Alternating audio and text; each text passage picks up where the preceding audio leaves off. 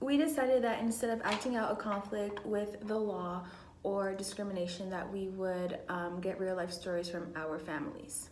I had the opportunity to interview my tia and my cousin, and the two stories you're gonna hear is the first one is my cousin. She got discriminated at the library for talking in Spanish with another mom, and my tia had immigration services called on her and her mom while she was at her own school.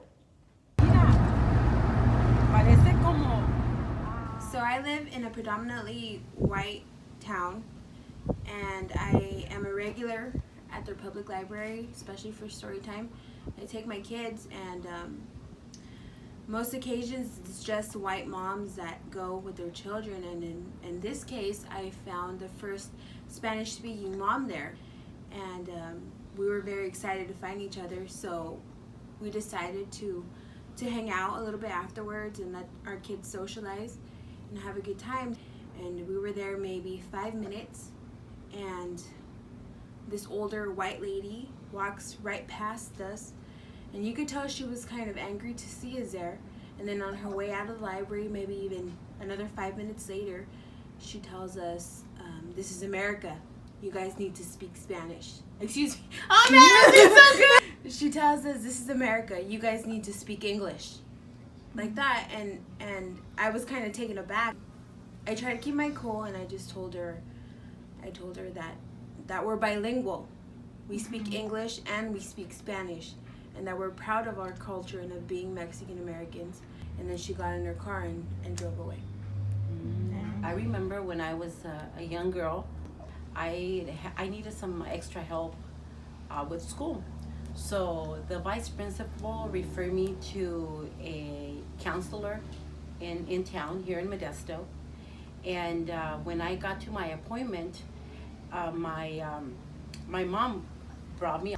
The person that was conducting the conversation, for some reason, he was interested in my immigration status. And when he learned that I wasn't born here, that I was an illegal alien, he became very upset, and he said, well, you're just gonna have to wait here, and I'm going to contact immigration services. You can't go anywhere, and you're gonna wait for them to come and pick you up. Now I think we could have just walked out, but my mom, not speaking English, she was afraid, I guess, to leave, and we waited. And we waited there at least an hour, and the border patrol came, picked us, he got there, and he asked that person, why did you contact us if this is a school office? And he said, well, because this person, me, you don't have, you're an illegal alien, and we're not going to use our funds to help somebody like you, so you need to go back to Mexico. So he told the immigration officer to take us back to Mexico.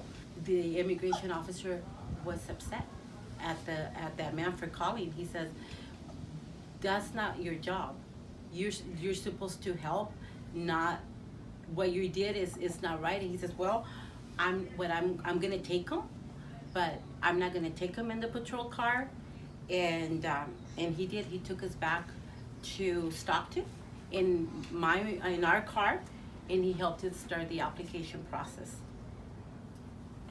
I had the opportunity to interview my tia, my great-grandma, and my grandpa about different instances in which they were racially profiled, as well as their own experience coming from a country that wasn't this one to America. In Mexico, you only have two classes. You have people that have money, and you have people that are poor. Okay. That's all there is to it. Coming here was my dad's decision, but coming here was also starting all over again.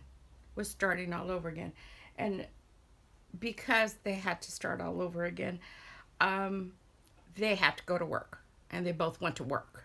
So how that did affect me is that basically we were left alone a whole lot. We just had a lot of better experiences. Okay.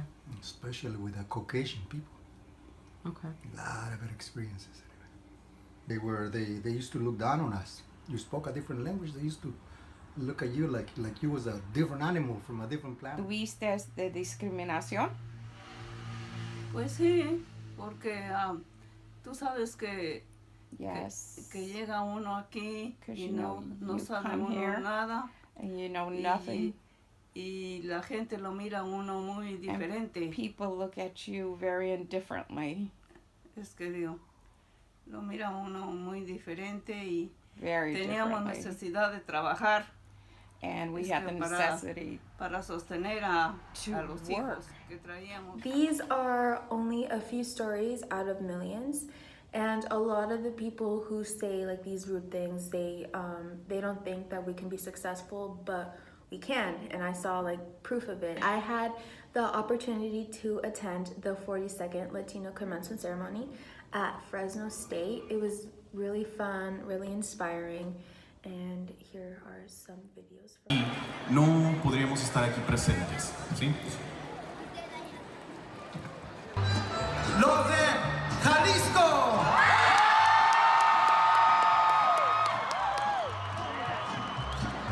Los de Michoacán. Congratulations.